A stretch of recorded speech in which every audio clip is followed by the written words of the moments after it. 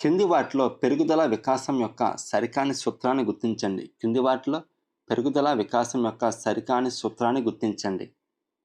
ఒకే జాతిలో వికాసం ఏకరీతి నమూనాను అనుసరిస్తుంది. ఇది సరి అయినదే. పెరుగుదల మరియు వికాస వేగం ఏకరీతిగా ఉంటుందన్నాడు. పెరుగుదల మరియు వికాసం వేగం అనేది ఏకరీతిగా ఉండదు. వికాసం శరపాదముఖ దిశలో కొనసాగుతుంది. సరి అయినదే. వికాసం రేఖీయంగా కాకుండా సర్పిలాకారంగా సాగుతుంది. ఇది కూడా సరి అయినది. కాబట్టి పెరుగుదల మరియు వికాస వేగం ఏకరీతిగా ఉంటుంది అనేది పెరుగుదల వికాసానికి సంబంధించి సరికాని స్టేట్మెంట్. క్రింది వానిలో ఒకదానిని సాపేక్షంగా ఎక్కువ ఖచ్చితంగా కొలవచ్చు. క్రింది వానిలో ఒకదానిని సాపేక్షంగా ఎక్కువ ఖచ్చితంగా కొలవచ్చు అన్నమాట. సైకాలజీ మొత్తం మీద మనం ఒకే ఒక్క అంశాన్ని ఖచ్చితంగా కొలవగలం. సాపేక్షంగా ఖచ్చితంగా కొలవగలిగే ఒకే ఒక్క అంశం ఏమిటంటే పెరుగుదల. పెరుగుదల మాత్రమే మనం సాపేక్షంగా ఖచ్చితంగా కొలవగలం. మిగతా అన్నిటిని అంచనా మాత్రమే వేస్తాం. కాబట్టి సైకాలజీ మొత్తం మీద ఖచ్చితంగా కొలవగలిగే ఒకే ఒక్క అంశం పెరుగుదల. మిగతా అన్ని అంశాలను మనం అంచనా మాత్రమే వేస్తాం. వికాసం యొక్క వివిధ దశలలో సాంఘిక వికాసానికి సంబంధించి క్రింది వాటిని జతపరచండి. సాంఘిక వికాసానికి సంబంధించి క్రింది వాటిని జతపరచండి.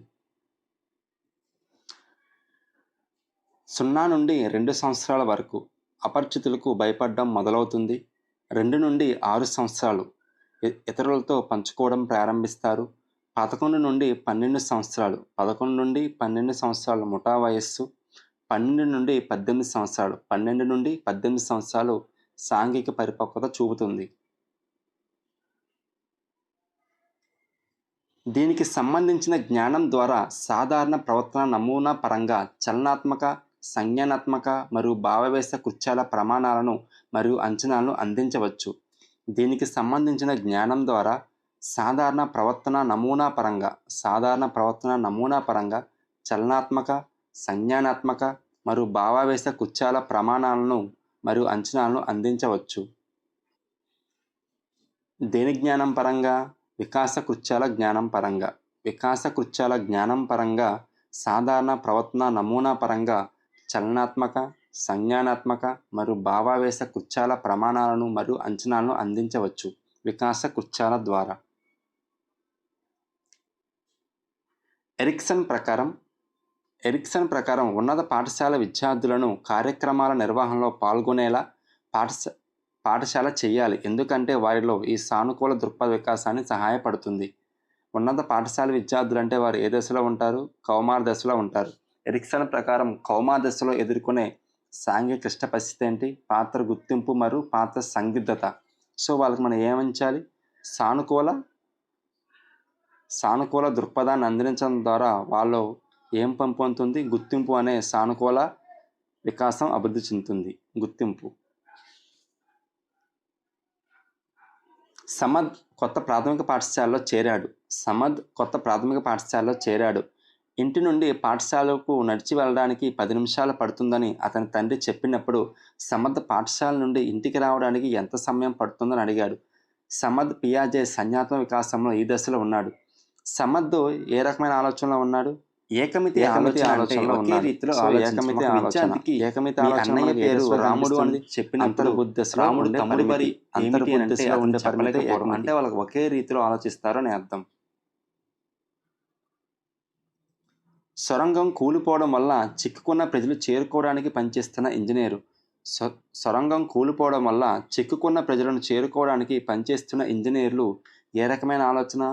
అది సమైక్య ఆలోచన. అంటే ఒకే విధంగా ఆలోచిస్తారు కాబట్టి సమైక్య ఆలోచన. కృతి తల్లిదండ్రులు మొదటి నుండి కృతి కోరుకున్నవన్నీ ఎటువంటి డిమాండ్లు చేయకుండా చేస్తూ వచ్చారు. యవ్వనానికి ఎదిగిన కృతి కేవలం తనలో తాను నిమగ్నమై సమయం గడపడానికి ఒంటరిగా ప్రయాణిస్తూ ఉంది. ఇక్కడ ప్రతిబింబించే పిల్లల పెంపక శైలి ఏం చేస్తున్నారు? కృతి కోరుకున్నవన్నీ ఇస్తున్నారు కాబట్టి ఆ తల్లిదండ్రుల పెంపక శైలి ఏమిటి? అనుమతిపూర్వక పెంపక శైలి అవుతుంది. అనుమతిపూర్వక పెంపక శైలి. ఒక అసమర్థ అధికారి తన కిందే అధికారులు దేనికి పనికిరాని వ్యక్తులుగా విమర్శించడం. ఒక అసమర్థ అధికారి తన కిందే అధికారులను దేనికి పనికిరాని వ్యక్తులుగా విమర్శించడం ఈ రక్షక తంత్రానికి ఉదాహరణ. ఆ అధికారి ఏం చేస్తున్నాడు? తన యొక్క తప్పును ఇతరుల మీదకి నెట్టేస్తున్నాడు కాబట్టి ప్రక్షేపణం అని అర్థం అన్నమాట. ప్రతిగమనం అంటే ఏమిటి? ప్రతిగమనం అంటే మనకు అర్థం పూర్వపు స్థితిని పొందడం. ప్రతిగమనం అంటే పూర్వపు స్థితిని పొందడం. అంటే ఇంట్లో బాధపడుతున్న కోడలు తన తల్లికి ఫోన్ చేసి చిన్నపిల్లరాడిలాగా ఏడవడం. అంటే పూర్వపు స్థితిని పొందడమే ప్రతిగమనం. తాదాత్మ్యకరణం అంటే తాను సాధించలేనిది వేరే వాళ్ళు సాధించినప్పుడు తానే సాధించినట్టుగా అనుకోవడమే తాదాత్మ్యకరణం. పరిహారం అంటే ఒక రంగంలో రాణించలేని వ్యక్తి మరొక రంగంలో రాణించడమే పరిహారం.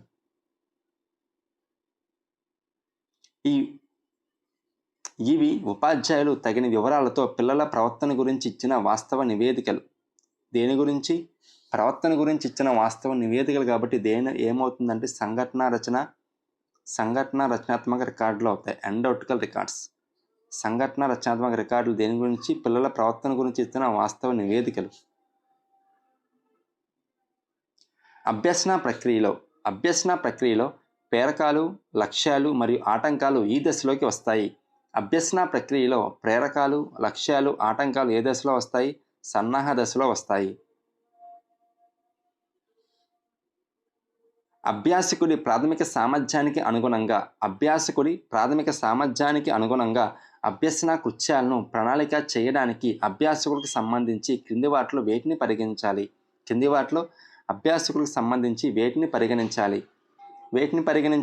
సహజ సామర్థ్యం, ప్రజ్ఞను మాత్రమే పరిగణించాలి. థార్న్డైక్ ప్రకారం అభ్యసనానికి సహాయపడేవి సహజాతాలు మరియు అనుభవాలు.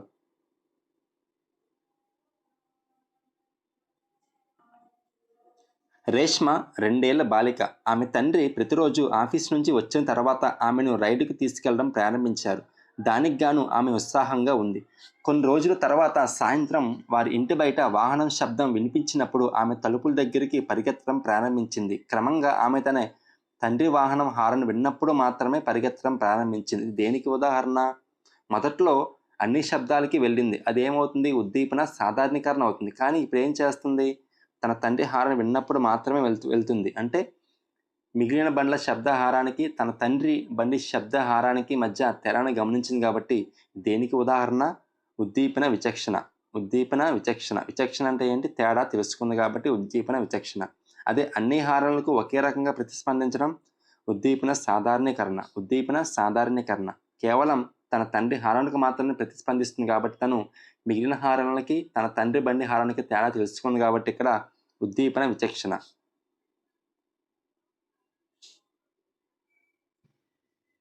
రాగా తన కూతురికి చపాతీలు తయారు చేయడం నేర్పించాలనుకుంది. ఆమె ఈ ప్రక్రియను పిండిని కలపడం, పిండిని ముద్దలను చేయడం, చపాతీలు చుట్టడం, వాటిని పెనం మీద వేయించడం వంటి చిన్న చిన్న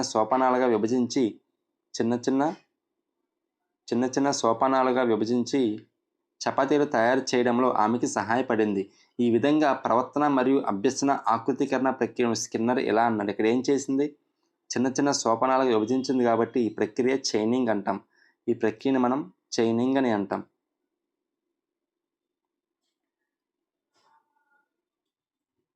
భూమిక అనే 5 ఏళ్ల బాలిక వంటగదిలోకి వెళ్ళి తన తల్లికి నిజమైన స్టవ్తో వంట చేసే ఆట ఆడాలని ఉందని చెప్పింది.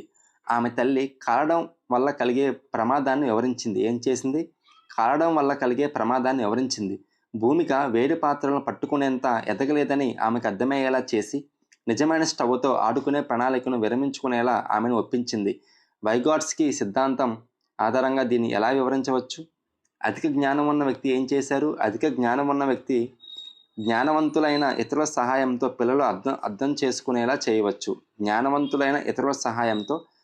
అర్థం చేసుకునేలా చేయవచ్చు. ఇక్కడ ఏం చేసింది? తల్లి తన కూతురికి నిజమైన స్టవ్తో ఆడుకోవడం వల్ల కలిగే ప్రమాదాన్ని వివరించింది కాబట్టి ఇక్కడ అధిక జ్ఞానవంతురాలు ఎవరు? తల్లి చెప్పడం ద్వారా ఆ పిల్లలు అర్థం చేసుకున్నారు. కోవిడ్-19 కారణంగా ప్రజలు అనుభవించిన మానసిక అభద్రత స్థితి ఈ రంగం కిందకి వస్తుంది. ఏ రంగం కిందకి వస్తుందండి? అది భావావేశ రంగం కిందకి వస్తుంది. ఏ రంగం కిందకి వస్తుంది? భావావేశ రంగం కిందకి వస్తుంది. ప్రాచీ తల్లి ఒక ప్రసిద్ధ యోగా సాధకురాలు. ప్రాచీ తన తల్లిని సంతోషపెట్టడానికి కొన్ని భంగిమలు చేస్తుంది. ప్రాచీ ప్రేరణ. ప్రాచీ ఏం చేస్తుంది? తన తల్లి కోసం చేస్తుంది కాబట్టి అది బహిర్గత ప్రేరణ అవుతుంది. అదే ప్రాచీ తన సంతోషానికే చేస్తే అంతర్గత ప్రేరణ అవుతుంది. కానీ తన తల్లి సంతోషం కోసం చేస్తుంది కాబట్టి అది బహిర్గత ప్రేరణ అవుతుంది. ఇక్కడ తన తల్లిని సంతోషపెట్టడానికి కొన్ని భంగిమలు నేర్చుకుంది కాబట్టి బహిర్గత ప్రేరణ. కానీ అలా కాకుండా తన సంతోషం కోసం తాను కొన్ని భంగిమలు నేర్చుకుంది అంటే అంతర్గత ప్రేరణ. కానీ ఇక్కడ వేరే వాళ్ళని సంతోషపెట్టడానికి నేర్చుకుంటుంది కాబట్టి బహిర్గత ప్రేరణ అవుతుంది. మునుపటి అభ్యసన స్మృతులను తర్వాత అభ్యసించినది అవరోధపరిస్తే మనం తిరోగమన అవరోధం అంటాం. దాన్నే మనం తిరోగమన అవరోధం అంటాం. ఒక కొత్త భావనను నేర్చుకోవడానికి విద్యార్థులు ఎప్పటికే నేర్చుకున్న నైపుణ్యాలను ఉపయోగించాలని యోచిస్తున్న ఉపాధ్యాయుడు అనుకుంటున్నది అంటే ఒక కొత్త భావన నేర్చుకోవడానికి విద్యార్థులు ఇప్పటికే నేర్చుకున్న నైపుణ్యాలు ఉపయోగించాలి. కాబట్టి అంటే ఒక రంగంలో నేర్చుకున్న విషయం ఇంకొక రంగంలో ఉపయోగపడుతుందని ఉపాధ్యాయుడు భావిస్తున్నారు కాబట్టి ఇది సానుకూల బదలాయింపు అవుతుంది. ఏ బదలాయింపు? సానుకూల బదలాయింపు. క్రింది వాటిలో ఒకటి ప్రభావవంతమైన తరగతి గది నిర్వహణకు సహాయపడుతుంది. ఏంటిది అది? అభ్యాసకులందరి పట్ల వ్యక్తిగత శ్రద్ధ అనేది ప్రభావవంతమైన తరగతి గది నిర్వహణకు సహాయపడుతుంది.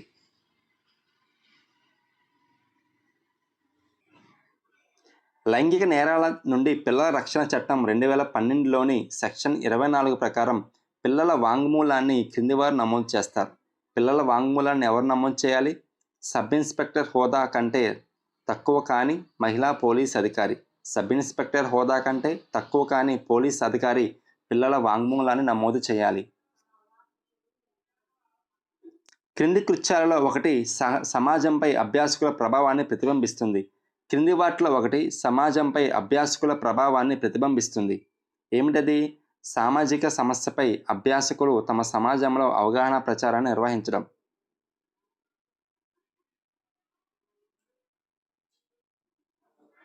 శరణ్య తన ప్రాంతీయ భాషలో 12వ తరగతి వరకు చదువుకుంది. ఆమె వైద్య కోర్సులో చేరింది మరియు ఇంగ్లీష్ మీడియంలో చదువుకోవడానికి చాలా కష్టపడుతుంది. దీని కారణంగా ఆమె ఆత్మవిశ్వాసాన్ని కోల్పోతుంది. ఆమె తండ్రి ఆమెను మార్గదర్శక నిపుణుని వద్దకు తీసుకువెళ్ళాలి అనుకున్నాడు. ఇక్కడ అవసరమైన మార్గదర్శక రకం ఎటువంటి మార్గదర్శకం కావాలి? శరణ్యకు వ్యక్తిగత మార్గదర్శకత్వం కావాలి. వ్యక్తిగత మార్గదర్శకం అనేది కావాలి. తను ఇబ్బంది పడుతుంది కాబట్టి వ్యక్తిగత మార్గదర్శకత్వం అనేది అవసరం శరణ్యకి. బ్రూనర్ ఈ రకమైన పాఠ్య ప్రణాళిక అమరికను సమర్థిస్తారు. ఎందుకంటే ఇది విద్యార్థులు సబ్జెక్టులో సరళత నుండి అధునాతన స్థాయిలకు పురోగతి సాధించడానికి ప్రోత్సహిస్తుంది. బ్రూనర్ సమర్థించే పాఠ్య ప్రణాళిక విధానం మనకి సర్పిలాకార పాఠ్య ప్రణాళికను బ్రూనర్ సమర్థిస్తారు. ఒక వ్యక్తి యొక్క నిర్దిష్ట అవసరాలకు అనుగుణంగా వనరులు మరియు అవకాశాలను అందించడాన్ని ఇలా